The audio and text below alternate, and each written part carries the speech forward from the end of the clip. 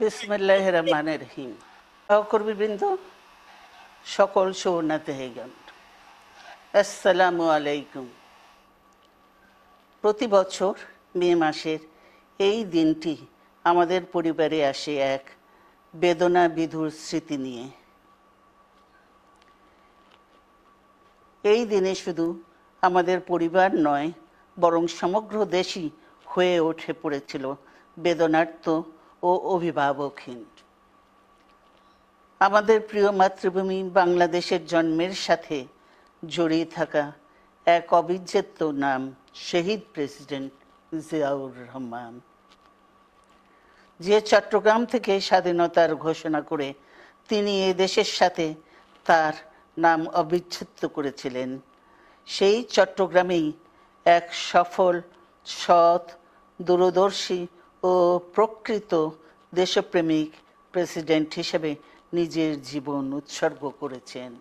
এদেশে গণতন্ত্র, স্বাধীনতা, সংবাদপত্র ও বিচার বিভাগের স্বাধীনতা, স্বনির্ভরতা ও উন্নয়ন এবং নিজস্ব জাতীয়তাবাদ সৃষ্টির অনন্য রূপকার শহীদ জিয়া, যে গণতন্ত্র প্রতিষ্ঠা আর সার্বভৌমত্ব রক্ষার লড়াইয়ে তিনি শাহাদাত বরণ করেছেন, সেই গণতন্ত্র নিরবচ্ছিন্ন যাত্রা আজও বাধাগ্রস্ত হচ্ছে প্রতি পদে পদে। খুব শীঘ্রই আমরা বাংলাদেশকে গণতন্ত্রে পুনঃপ্রতিষ্ঠিত দেখতে পাব।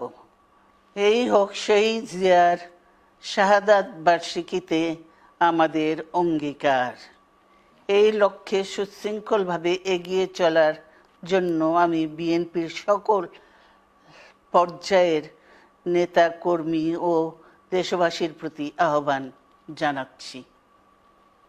মনে রাখবেন, সবার জন্য গণতন্ত্র ও উন্নয়নের মাধ্যমে সকল সমস্যার সমাধানের যে রাজনীতি শহীদ জিয়া রেখে গেছেন, তা বাস্তবায়নের মাধ্যমে তার প্রতি শ্রদ্ধা জানাতে হবে।